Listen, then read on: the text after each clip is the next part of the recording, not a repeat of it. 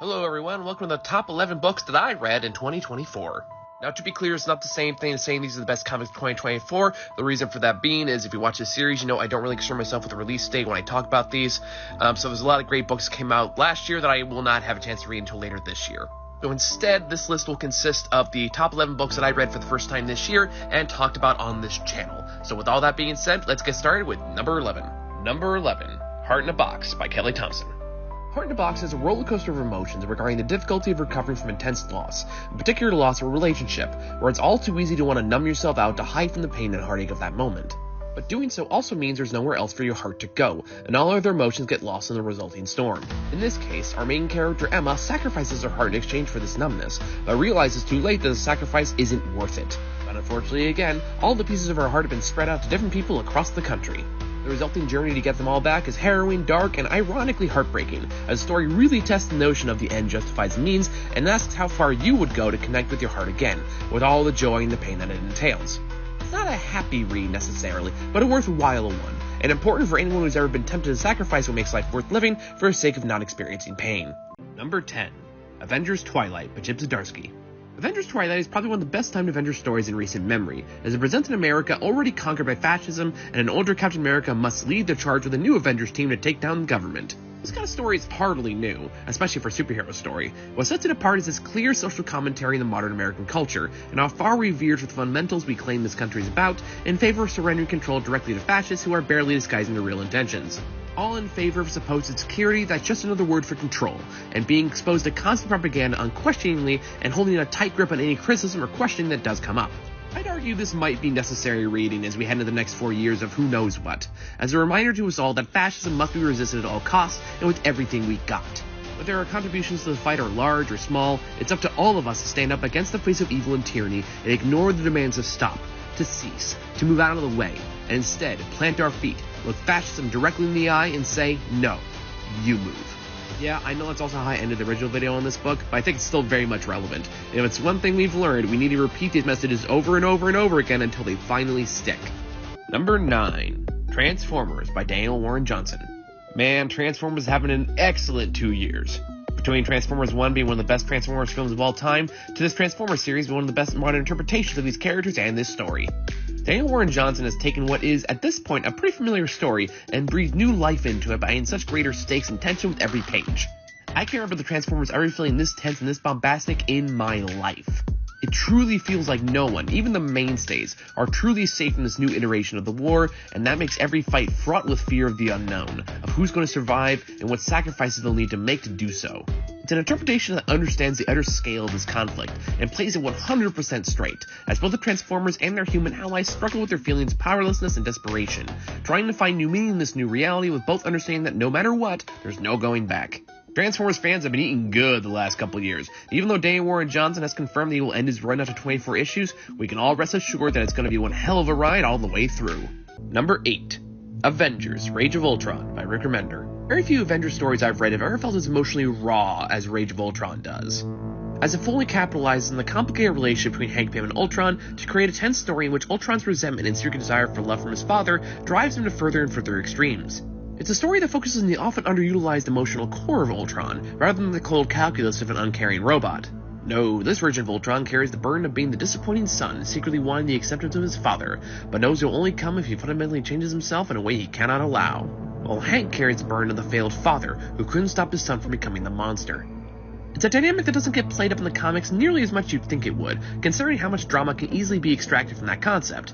But Rage of Ultron has no problem taking full advantage, and the results are fantastic, fully exploring the deep levels of hurt both of them feel constantly, while both recognizing there's no way they'll ever be able to reconcile it. So it just sits there, like an open wound, until their inevitable clash reveals just how big that wound is. It's personally one of my favorite Avengers stories of all time, and I'm really glad I picked it up this year. Number 7. Memetic by James Tynion IV. I've read a lot of horror books this year, but out of all of them, this one haunts me the most.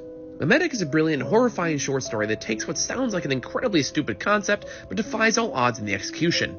Not only does it manage to land the concept of a killer meme, but also uses the opportunity to actually talk what the term means, and how it can be used to convey information or misinformation depending on its use. This seems innocent and fun at first, but the actual implications present in some of these memes can hide much more sinister intentions that most of us would never be aware of, while simultaneously discussing how sharing information has changed and evolved over the centuries. At its core, it's a worry about how the internet has accelerated the ability to share information worldwide, how often that's used against the people sharing it. How social media has only made this worse, and has remained largely unchecked even 10 years after the story originally came out. It's something we all need to keep in mind, especially as social media companies are stripping more and more fact-checking resources away in favor of enabling more openly bigoted policies. There are panels from this book that are seared into my brain, and I still think it's one of Tinian's often under-discussed best. Number 6.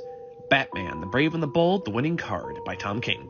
Let's face it, the first meeting between Batman and Joker is a story that's been told many, many times, to the point where it's hard to imagine finding any kind of angle that hasn't been done before. Well, here comes Tom King to shut me the hell up and present a new interpretation of the story that sees Joker at his scariest through the use of silent film intertitles, which gives this disturbing and disconnected view of the classic villain. What that results in is a Joker that truly feels disconnected from humanity and reality, that gives him the true supernatural boogeyman feel that many writers have tried and failed to deliver before. As such, the story feels like a mad cat-and-mouse chase against an unpredictable and seemingly unstoppable foe, pushing Batman to his absolute limit. It's one of the creepiest atmospheres I've seen come out of a Batman book in years, and also works as one of the best Joker stories I've read as well. If you're looking for top-tier Batman and Joker stories, it's honestly hard to think of anything worth recommending more. Number 5. Rare Flavors by Ram V.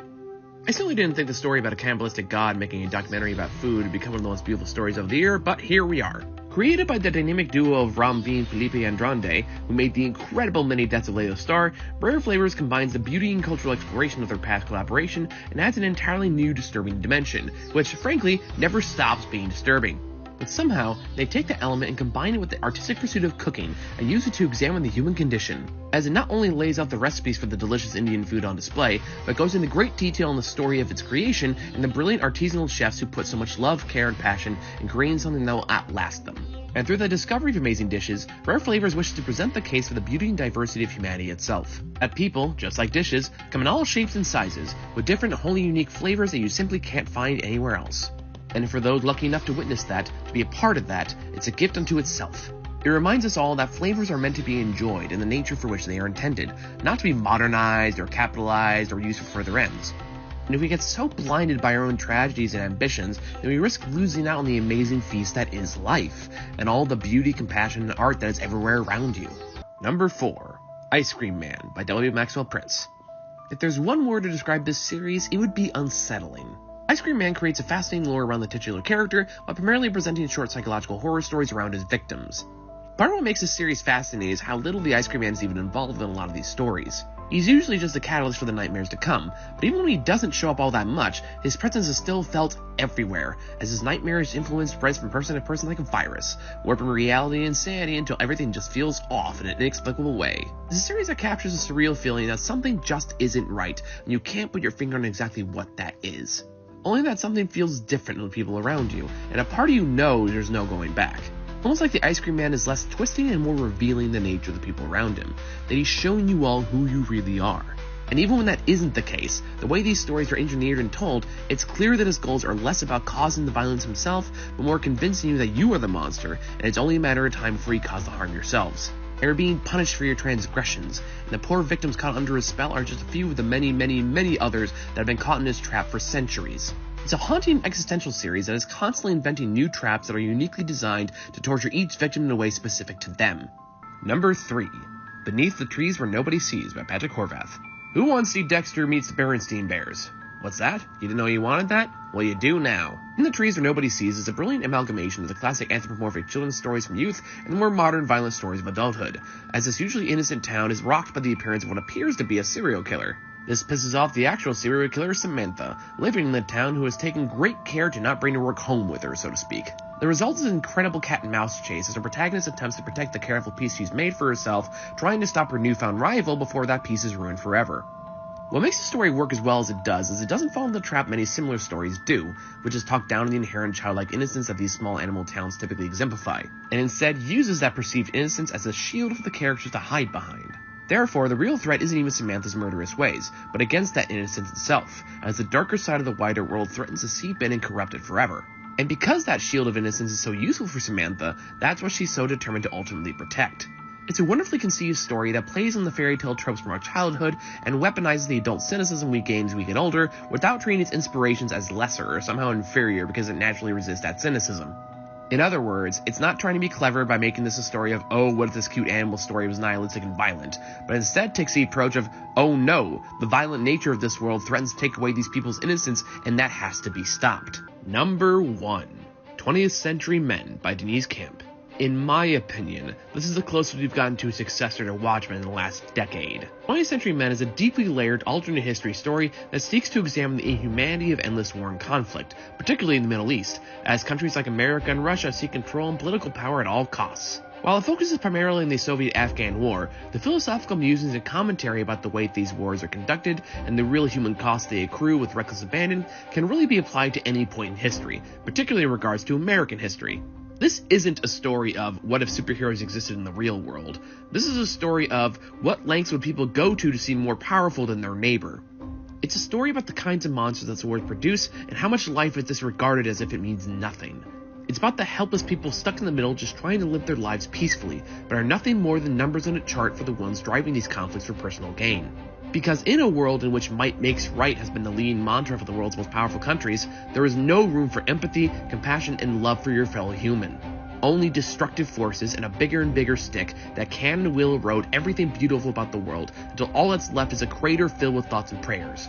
It's a bleak and depressing story that demands you focus on the people often discarded by history, the innocent people and the beautiful art and culture they live by, that is recklessly destroyed without a second thought. All the history and love reduced to nothing more than ruin because of ego, greed, and conflict for its own sake. Because conflict breeds power, and power breeds control, and control breeds subjugation, as the rest of us are nothing but pawns in a much larger game. If we continue to remain complacent in that struggle, that's all we'll ever be. Expendable people just waiting to be squashed by much larger forces that see us as just stains on their uniform. It's a bleak and unforgiving story, but just like Watchmen, deserves to get analyzed and discussed for years to come. And that's the end of my list. Thank you guys so much for following along with this entire time, and make sure to let me know what books you liked in 2024 in the comments below. Thank you all so much for watching. I'll see you next time.